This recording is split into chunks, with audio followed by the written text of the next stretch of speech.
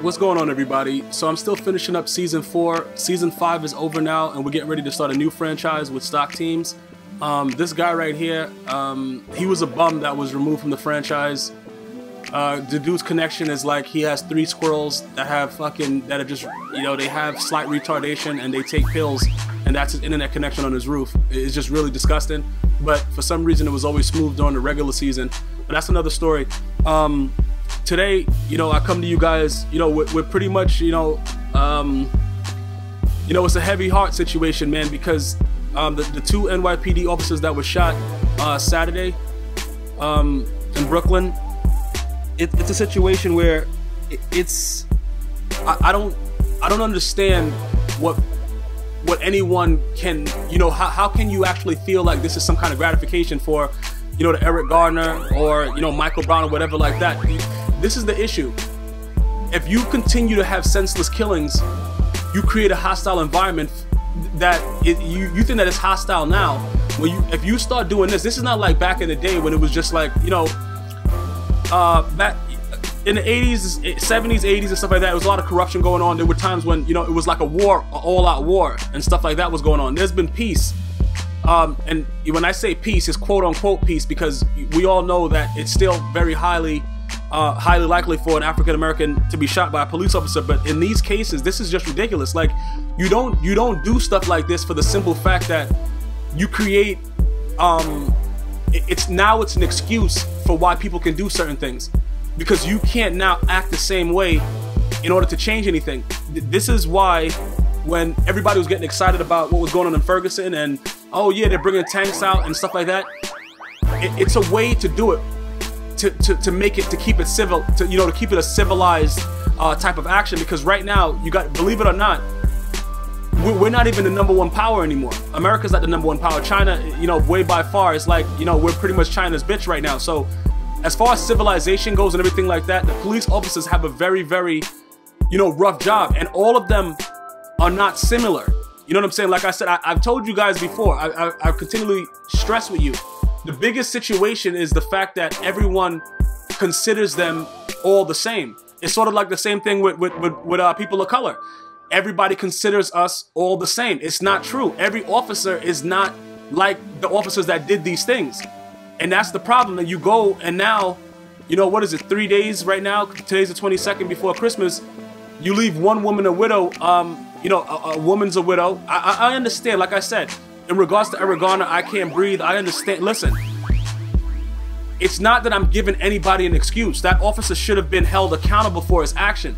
What I'm saying now is anybody that thinks that this is cool, that it's acceptable what happened, quite frankly, you're an idiot. It doesn't make any sense, because now, if say you're just walking and you look like you're gonna do something and the officer pulls his gun on you, they have an excuse to, because now everything is gonna be high alert. Anytime you turn on the news right now, high alert, high alert. What happens with high alert? You see what I'm saying? Like, people don't understand something. You see, that's why it's certain codes and everything that goes on. Because if you're looking to make a change, you have to attack specifically at the core. It's the system that causes this stuff that goes on. It's these type of things. Yet still, when it's time to vote, people of color, nobody's voting. You know, and when I say nobody, I don't mean every person of color. I'm just saying the majority is not going to vote for regular primaries. You don't know who's going into office. You don't know who is doing what. You don't know who to write letters to. You don't know anything that's going on. But then again, okay, yeah, this guy does this. A coward shoots 2 police officers and everybody's, oh yeah, that's what they get. No, it doesn't make sense, because when you do senseless killings, you have more senseless killings. This is what I'm trying to make people understand. It's a different mind frame, a different way of thought, a different way of thinking.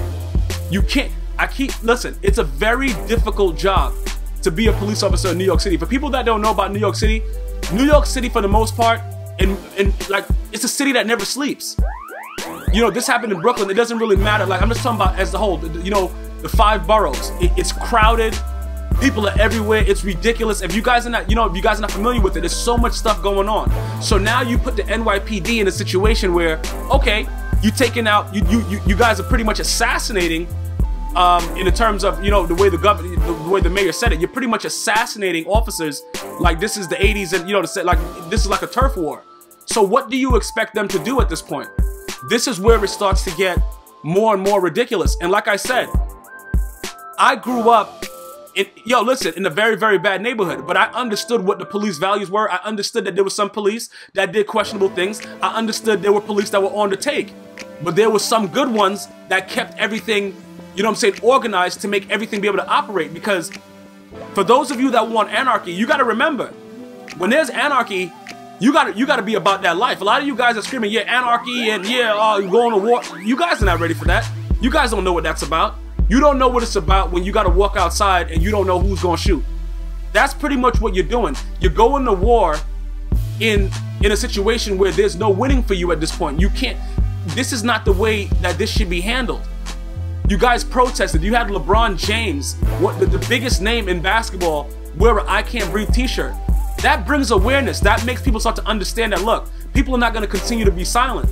But at the same time, when these type of things happen and people think it's cool, it creates more of a situation where now people are just going to be getting gunned down. And then people won't really appreciate the ignorance until it hits their home. Because you have to think about it now. This is these officers, we don't know. You know what I'm saying? They probably were never involved in anything that ever happened to be considered a prejudice act or anything like that. You understand what I'm saying? This was probably something where it's like, okay, these guys are just here, and they're sitting in their cars, and you're getting shot, and then people are thinking that this is cool and this is some type of, whatever you want to call it, some type of revenge for Eric Garner or Michael Brown or whatever it is like that. That's not the case here. This is a complete act of ignorance. That's exactly what this is, and nothing more. And you gotta expect a lot more fidgety. It's gonna be more fidgety police officers, because now it's like, yo, kill or be killed. And you're dealing with a city that's jam-packed. The city is jam-packed with so many people. What do you expect is going to happen? What do you expect? That's all I want to. You guys gotta let me know that. What do you guys expect to happen? You guys let me know. Always remember, if you're not part of the solution, you're part of the problem. Always remember that. This is not going to solve anything. This is just going to make it more and more hostile for everyone involved. And it just so happens that it's going to be somebody else that you may love also. For those two fallen officers, we're going to have a moment in silence. And that's how this video will end. One love.